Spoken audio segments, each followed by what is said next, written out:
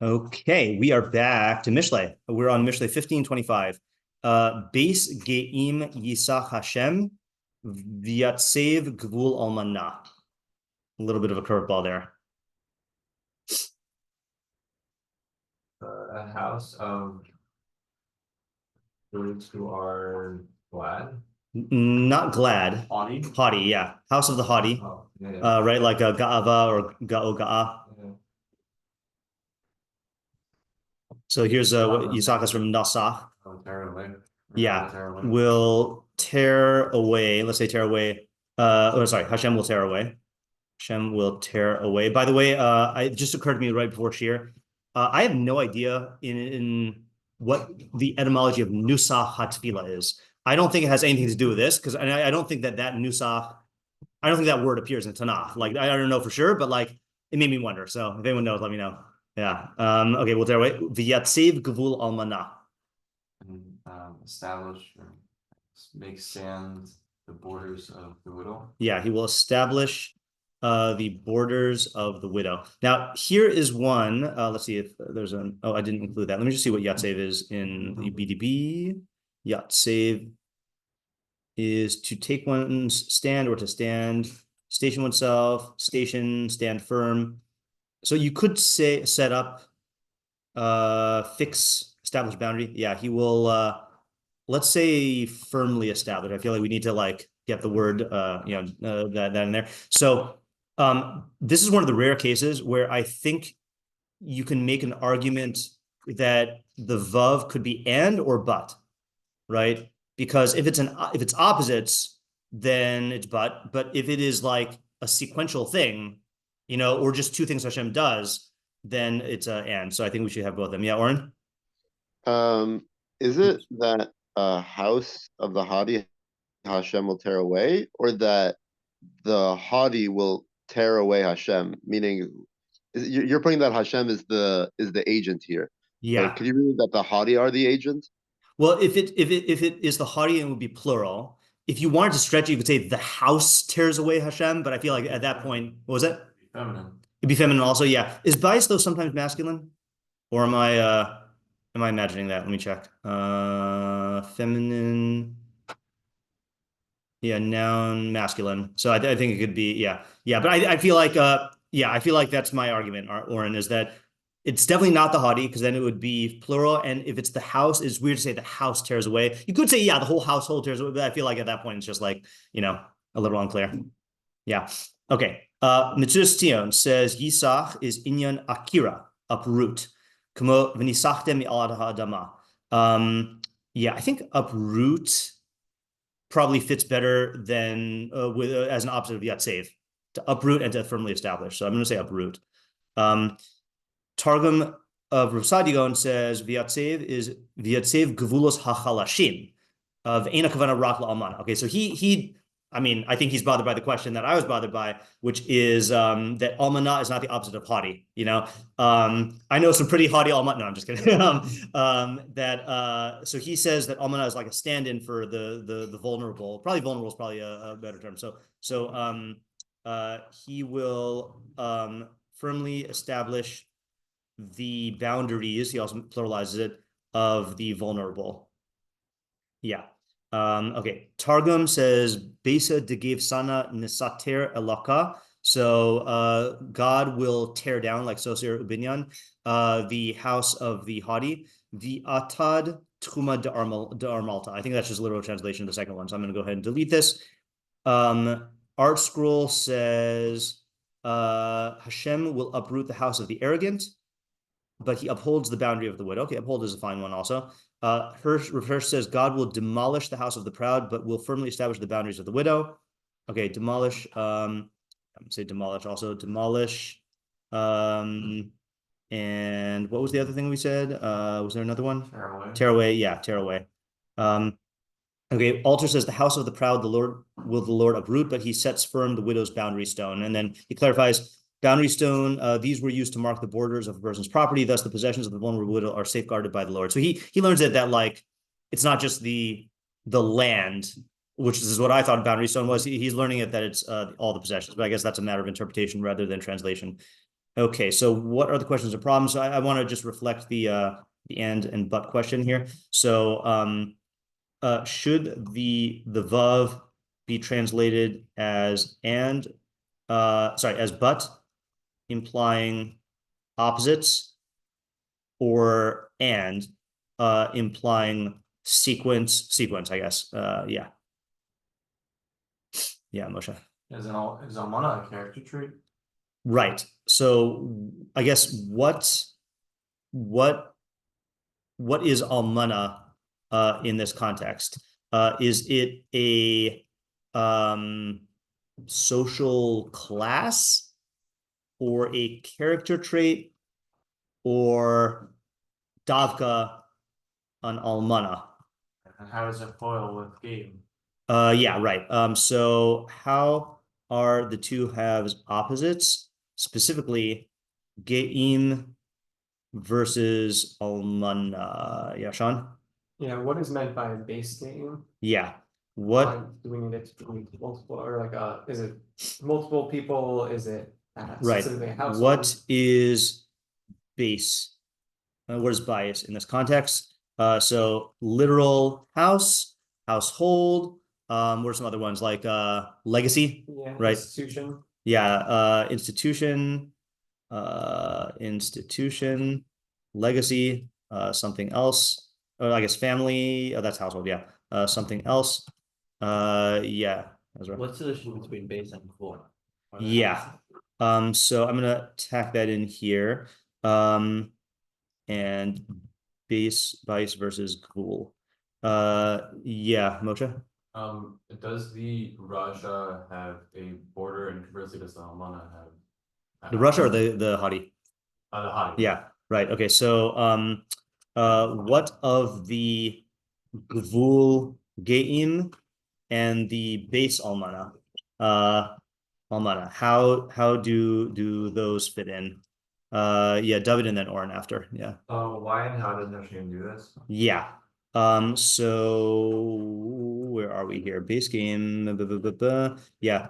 How I guess what does Yisach Hashem mean? How does Hashem do this? And then I'm going to put the why as a separate question here, is like why does Hashem do this? What is the cause and effect relationship? Yeah, what is the cause and effect? Yeah, Oren? What is the practical decision-making idea, advice? Yeah. What is the practical decision-making advice? And I'd also say, likewise, paired with that, who is the intended audience, right? Is it the geim, the almana, or some third party? Yeah, Isaac? Is game singular or plural? Geim is plural. I don't know if you're trying to talk because you're unmuted still, but yeah, okay. Sean? Yeah, why are we specifically mentioning that God is doing Yeah, this stuff here right. versus So just a natural right. process? And why, I guess what is implied by our ascribing this to Hashem, especially if this is a natural consequence. Yeah, Isaac, did you have something else you want to say, or that your hand's up from before? Sorry, I lost connection. I didn't hear your answer. I said game is plural. So, is bias singular? Bias is singular. So, why is one bias, but Okay, right, that's a good question. Yeah, we didn't even ask who the game are, right?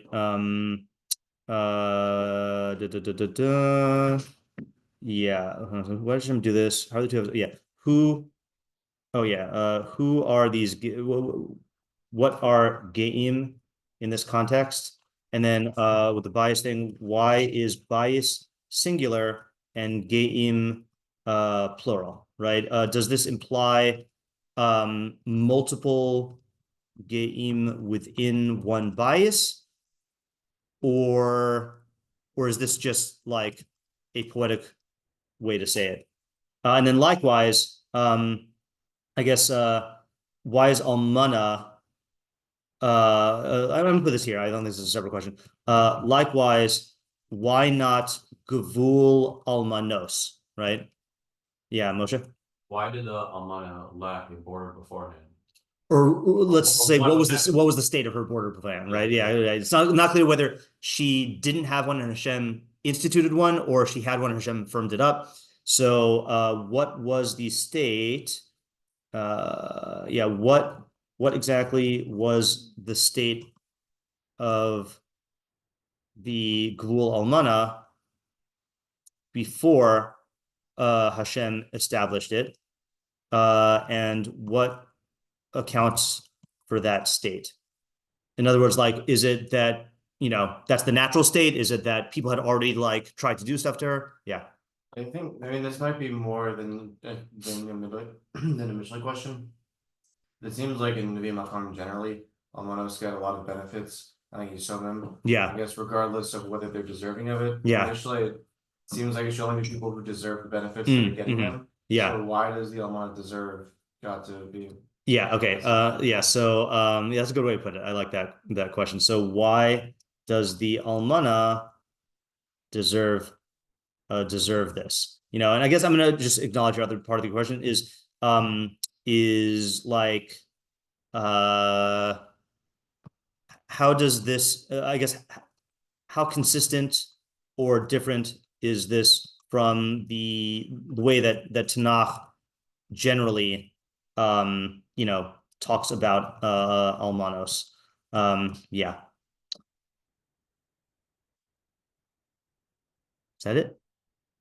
Yeah. Approach. Okay. I also want to ask one question, Ariel's question. What is the subject of this pasuk? Right. Is this about, haughtiness, pressing the weak, establishing estates? Yeah. Oren? You can just answer this. Does Geim have a connotation of like wealth or not necessarily? I don't think so.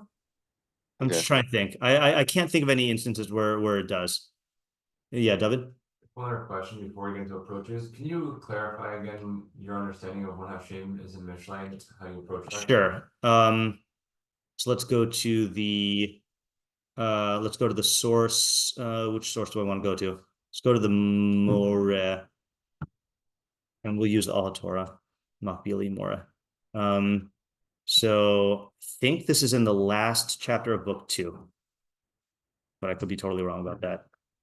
Machshavah Meiri 2, 48. Yeah, hold on a second here. Yeah, so he says, Borer Ma'od, it's very clear. Shalachol davar mechudash, that for any like thing that is made anew, or any like new phenomenon, yesh behakreach siba krova shachidisha oso. Then there is a proximate cause that made it come about. L'siba hazos yesh siba, and there's a cause for the cause. V'kach hala aj magim besofo shal davar l'siba harishon l'chol davar, until you reach the end of the matter, which is the first cause of everything. Klomer chefetz Hashem ubechiraso, God's will, desire, choice. V'chein le'iti mushmatos b'divrei hanavim kol hasibos hamimutzaos ha'eleh.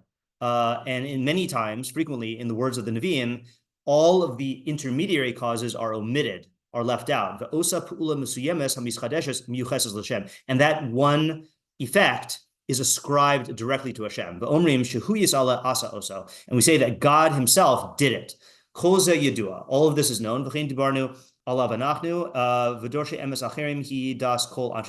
everyone holds this. Okay, all right, fine. So then he gives a bunch of examples about the lashonos that are used here. I'm not going to read the whole thing. Oh yeah, I want to read this list. So all of the causes of the proximate causes of things that happen, bli hevdel, being without any distinction, being atzmios vitivios. Okay, I don't know the precise definitions of these. Whether they are essential natural causes, I think that means like fire burns, right? That's like by nature.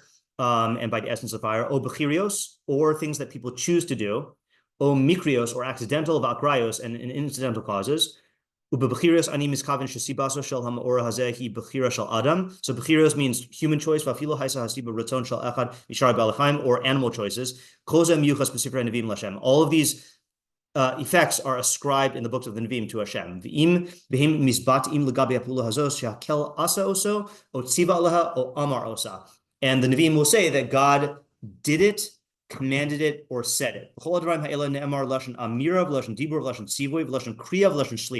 He switches up the list as we go on. All right, so he says it's either going to say that God said it, or sorry, said it, spoke it, commanded it, called it, or sent it. Okay, and then he gives a bunch of examples, tons of examples, and then he ends off by giving us the key, or by acknowledging that this is a key. Let me just see where he's probably like in kain ketzad misbate legabe chanasan shel hasibos kena ketzad shetiena. So he says it's clear how all the prior like the setup of all these causes, however they are, beinim hayu hasibos be'etzem o b'mikra o b'bechira o b'raton b'chamisha b'tuim halalu tzvaya amira dibor shlicha kriya. So he repeats his list. Dazos, know this, ushkolzos b'chol makom, and weigh this in every place, lefi hekshero, according to its context. V'kachis talkulecha zruyos rabos, many strange things will be removed from you. In other words, many problems will be removed through this approach. V'hisbar lecha mahuso hamitis shaladavar, and then it will be clear to you the true essence, the true being of the thing. Also makom shenira lechora shu rachuk min emes, in areas that seem contrary to the truth. So that's the approach in Mishlei. If you want, the Meiri writes this on Mishlei 10.3. I'm not going to look at it right now, about extended fasting. That he says that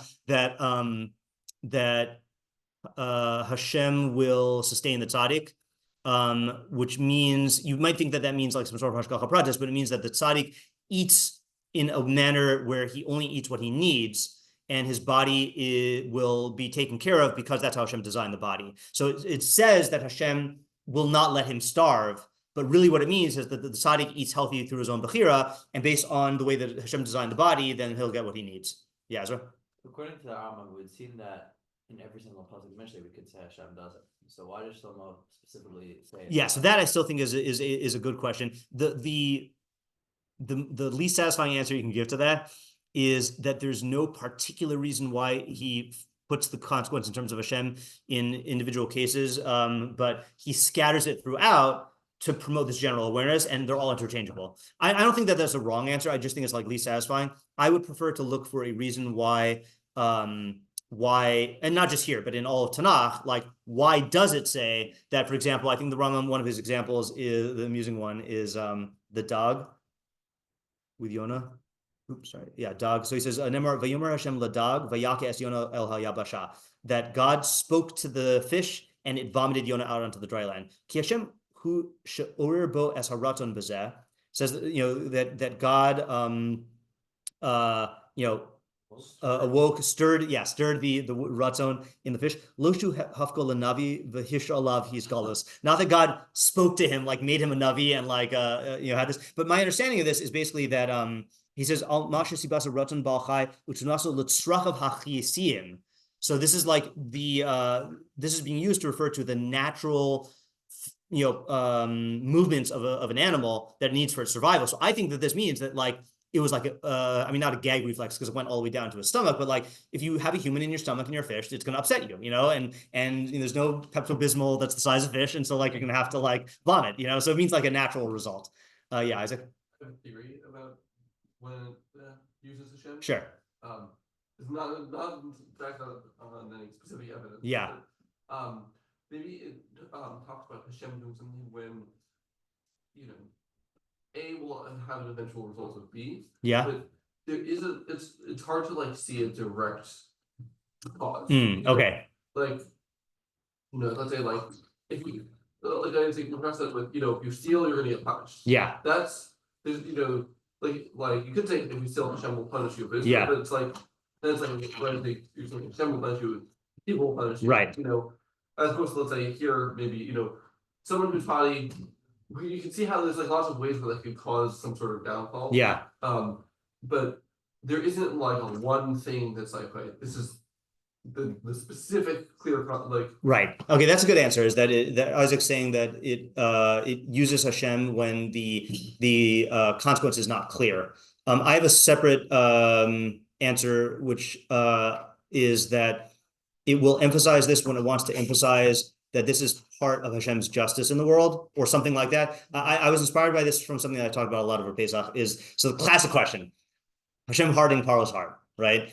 So my whenever anyone asks me about that, then my go-to answers are Rambam or Sforno. Okay, Rambam, there's a whole sugya, but Rambam basically holds that you can get to the point where you are so evil that you lose your bechira, and Hashem withholds the ability to do tshuva from you. My understanding of that, or at least Makbili's understanding of that, is that is also referring to a natural thing, like in the same way as if you make a decision to partake of an addictive drug, and then you continue to fuel that, at a certain point, you'll get to the point where you like lose bechira, like you just can't control that, So same thing with rishus. So he holds that Paro lost his bechira. Sforno holds that the first 5 makos, right, is that Paro hardened his own heart. And then for the second 5, Hashem strengthened Paro's heart, because if Hashem didn't intervene, then Paro would have basically just let the Jews go out of intimidation, like someone holding a gun to your head. So if someone holds a gun to your head and says, give me all your money, you're not really acting, you're acting under duress. Like even halacha recognizes this if someone says, violate this halacha or I'll kill you, and you're supposed to be killed and you don't, you're violating halacha, but halacha says that we let's say like you murder someone, right? Halacha says that was considered ones. Because we realized it was under duress, So if Paro did not have a strong heart, then he would have let the Jews go under duress, but Hashem wanted him to let it go out of bechira, so Hashem strengthened his heart to give him bechira. So those are the 2 classic answers, or my favorite answers. But this year I saw Ibn Kaspi says a different answer. He says that it's not a problem at all. He says the Tanakh all the time ascribes things directly to Hashem because Hashem is the first cause. Okay, so he says all bechira is caused by Hashem, not in the sense of God intervened, but in the sense that God gave man bechira. So why does the pasuk describe it as Hashem hardened Paro's heart? So I don't know if he says this, but my take is that for the earlier makos, you could say that like this is not necessarily part of Hashem's plan or whatever, but like at a certain point, it becomes clear that Hashem wanted to demonstrate to Paro, Mitzrayim, and the Jews these ideas through the makos, so it was consistent with Hashem's overarching plan that this happened. So same thing here, every animal's gag reflex or digestive system is from Hashem. So why by the dog does it say that Hashem did it? Because they're saving Yonah's life was in line with Hashem's plan. So even if this was not an act of hashgacha pratis, I don't know what the Rambam holds about that, then it still is in line with his will. Yeah. Okay. Further point on this? Yeah. I was gonna say, I think that I like your answer better than mine. I think it lines up well with something we've seen recently, like Hashem, Derek Russia. And Shaul Vavado Neged Hashem. Right. Yeah. I think in order to really answer this question, then you'd really have to do a full study on Mishlei. And so right now we're just doing the groundwork of learning every pasuk, but we'll have to like go through the whole thing consistently. Okay, Sean, you're up. Yeah. So I was thinking in terms of the base game. I was looking at it in terms of the institutional sense. Of institutional haughtiness has a certain security to it because it's not just me that's doing it, but it's the fact that everybody else is treating other people as beneath them. So there's this expectation of if everybody else is treating these people as beneath me, then it must be that they're beneath me, and it must be that I can continue doing this and there aren't going to be any consequences. And so I think also then tying in terms of why it's mentioning God and what you were saying, the point of why it's really emphasizing God is to show that no matter how much security you think that comes about through this institutionalized haughtiness, the way in which God has set up the world is that no matter how great of a plan or how much you try and reinforce this institution, it is ultimately a corrupted institution and is by its very nature going to crumble. And I'm saying potentially through that crumbling, ultimately the true justice of the Almana having everything that they need is going to ultimately end up emerging and be triumphant, even though you think that it's not going to. Okay. Hashem's justice. I'm going to read this and you tell me if this is a good summary. So institutions have a specific kind of security. If everyone is treating these people as though they're beneath me, then they must really be beneath me. And I can do this without any consequences. The reason it's emphasizing Hashem is to show that no matter how much security you take in this institution, it is a corrupt institution, and Hashem designed the world in a way that this institution cannot last. Ultimately, Hashem's justice will prevail, and the oppressed will be restored. Yeah. Okay, that's good. I had an example of this. I was reading. Oh man, I'll have to bring it tomorrow. I'm just gonna make a note to myself. Oh, Rav Shagar's essay on the Holocaust. Okay, yeah, illusions. Yes. I think it's a good idea. Yeah. About this, I'd say I don't know why.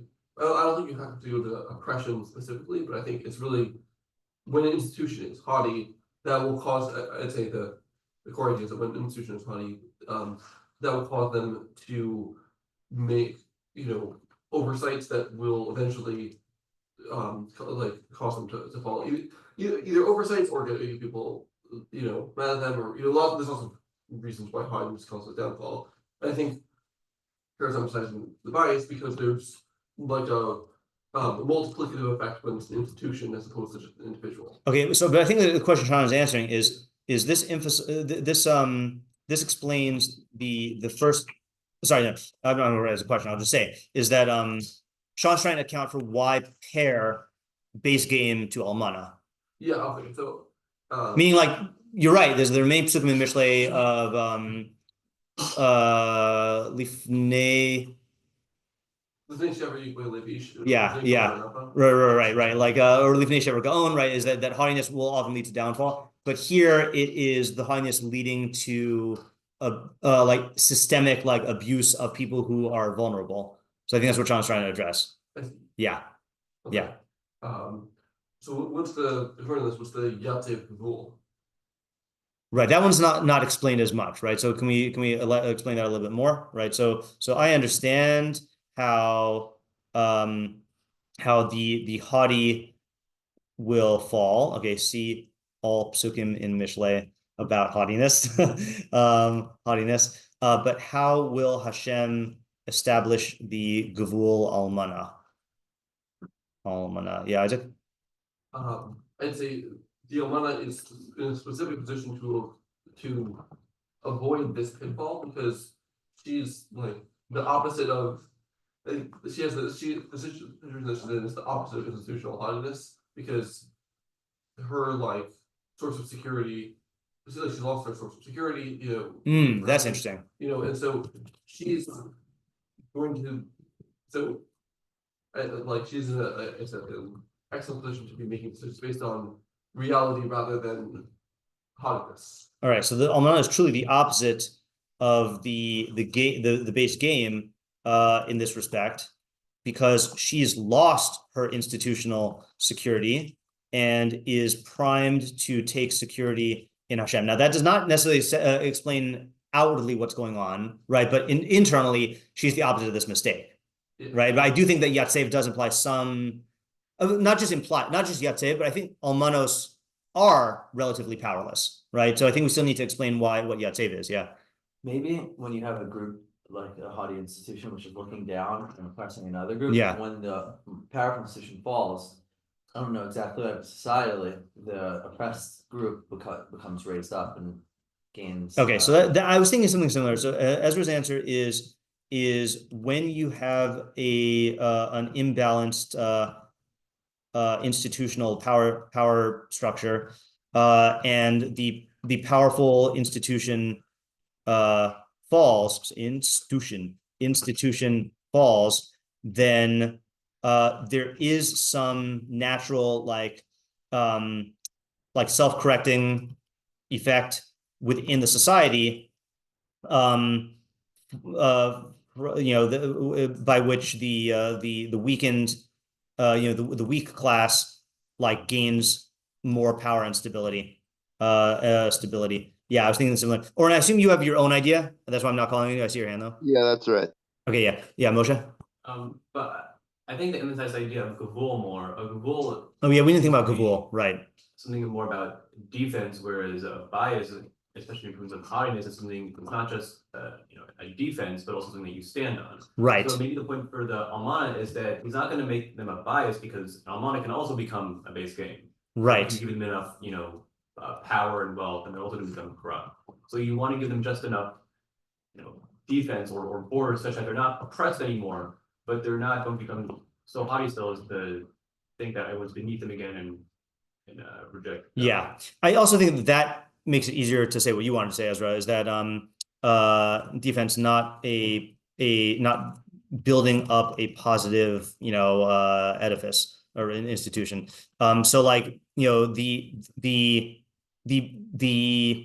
I think okay, maybe just combining this combo is that like when a giant wicked institution collapses, there is a mass awareness that like that correct boundaries need to be redrawn, and that momentum can help reestablish the defenses of the weak.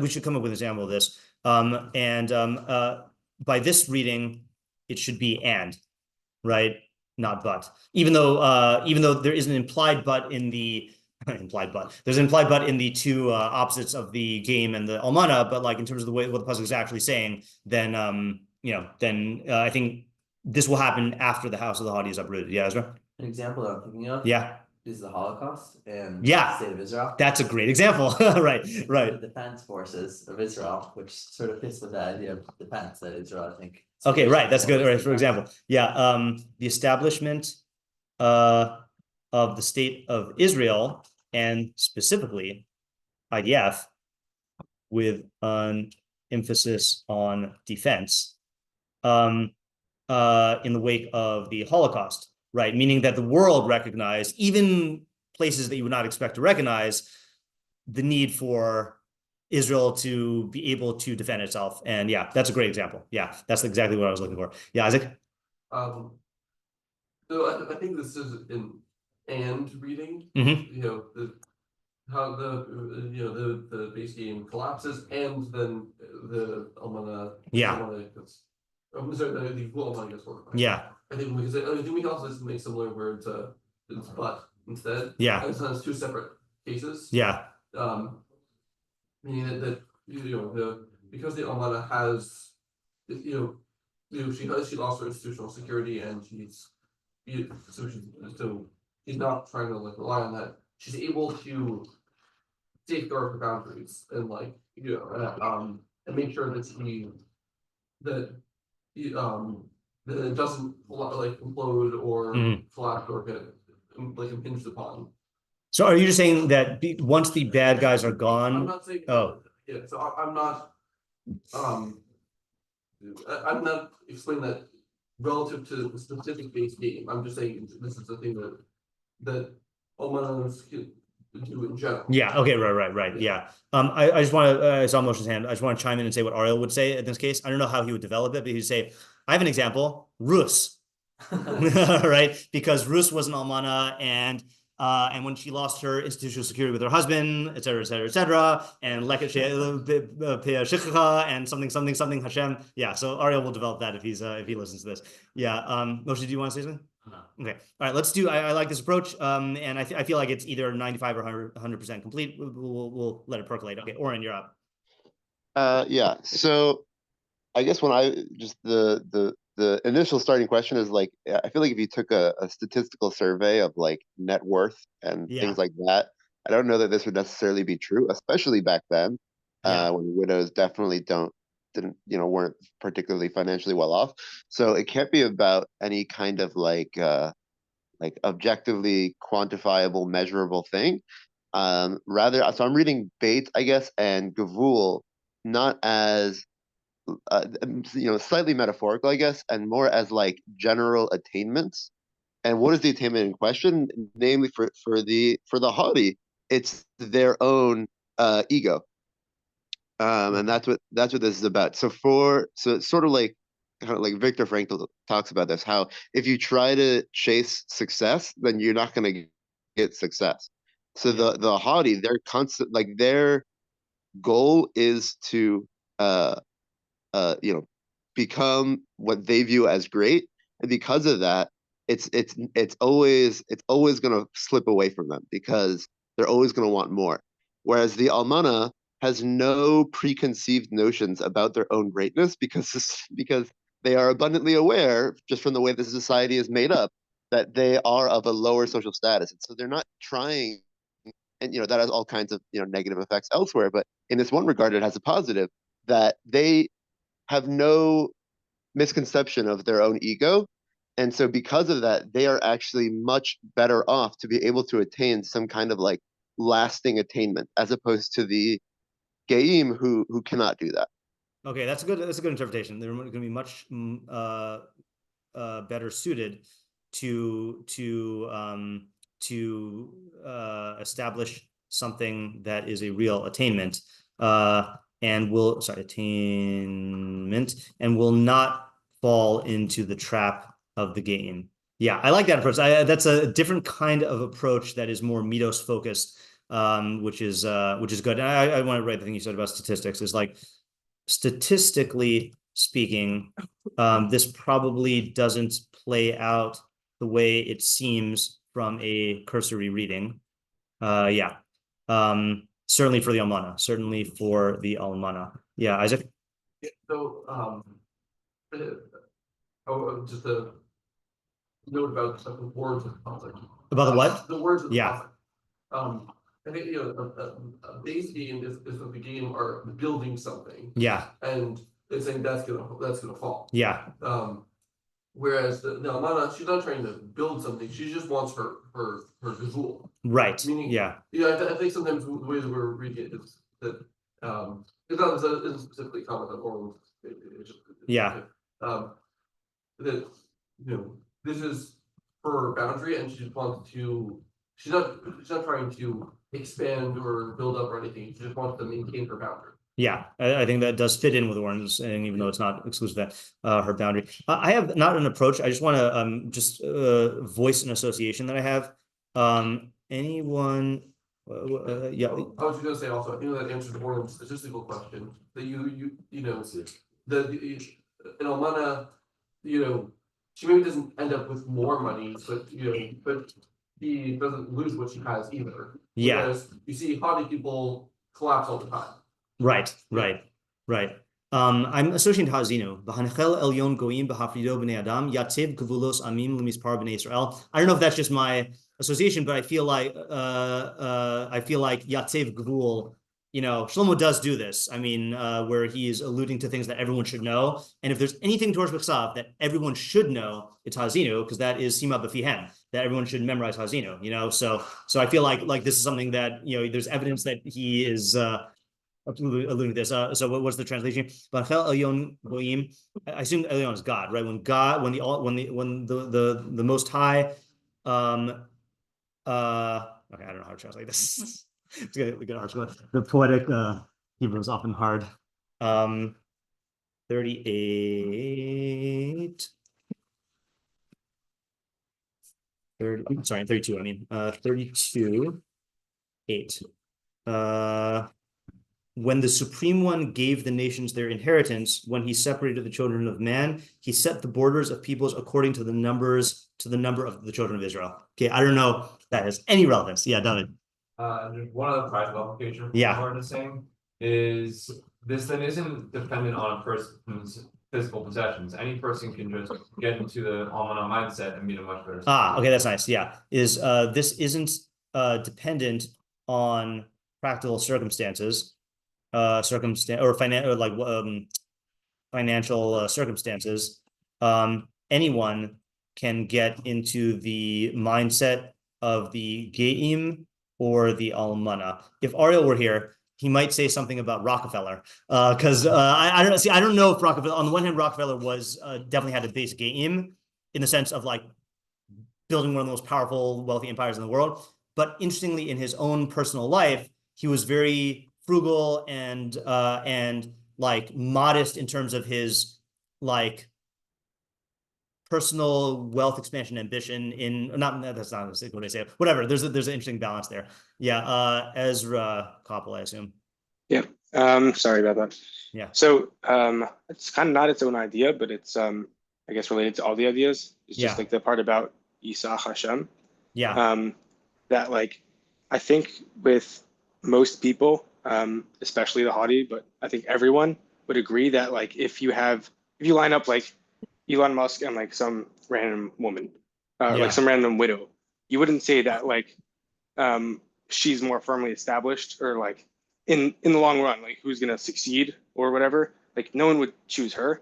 And I think naturally like that is the case. Like it's almost never her. But that's why like Yisach Hashem is coming to tell you like there is this promise of like don't get too haughty, because even if you've like calculated that like there's no way that you'll fall, like there is the external possibility like outside of, let's say, nature. Yeah, that's good. That's why it has to say Hashem, because this doesn't go along with the way people think about the natural course of events. Yeah, David, did you have another thing? I have a similar thought, but I'd rather wait a minute on it. Okay, sure. Yeah, Isaac. I have an example of Jonathan idea, or at least the way I'm taking it. Yeah. I think you see this with well-established companies and startups, Mm-hmm. where the well-established company will be like, oh, we have this market, this startup, no one's gonna go to the startup. Yeah. And then Blockbuster and Netflix. Yeah. Yeah. Exactly. And so but then the startup is actually thinking based on reality. Yeah. Theoretically. Right. They don't have the security that the powerful company has. Yeah, and so then that the arrogance that the established company has is what causes them to blind to the threat and fall. Yeah, that's a good example also. So and it's the security of it being in the sound. Yeah. Other example is well-established legacy companies versus startups which operate based on reality without any illusions of institutional. That's not how you spell it. Institutional security. Yeah. Okay. Let's do this. Oh yeah, David. Not fully formed, just put it out there. Yeah. I was thinking about Johnny's thing on being in Egypt as a Jew. Yeah. And this does seem to have some parallels. That's like the game that the Egyptian, like my thought is, if you want to have something that lasts and like have a lasting legacy, it's not about building this huge big game. There's something, I don't know exactly what, that the Amanah holds, and that is what makes its way. Yeah, that's it's a good broad example. Machshavah, yeah, what about it? Oh yeah. Right. That you could probably fit that in also. All right, let's just read Metzudas David, even though we're not going to be able to work on it today. I just wanted to get it in our heads. Metzudas David says Yatsev b'makomo ya'amid gvul almana. In its place, meaning in the place of the base game, he will establish set up a gvul almana. Ya'amid, I assume, means ya'amid from nothing. I don't think Yamid can be like strengthened. I don't know actually. Im ki tashash kocha the chalfa ezrasa. Even if her power is weak and her help has gone away. Don't know what that means, but we read it. Okay, let's think about this. All right, nice ideas today. I'm happy with what we've gotten. If that's all we get, then Dayenu. All right, tomorrow we continue. See ya. Yeah.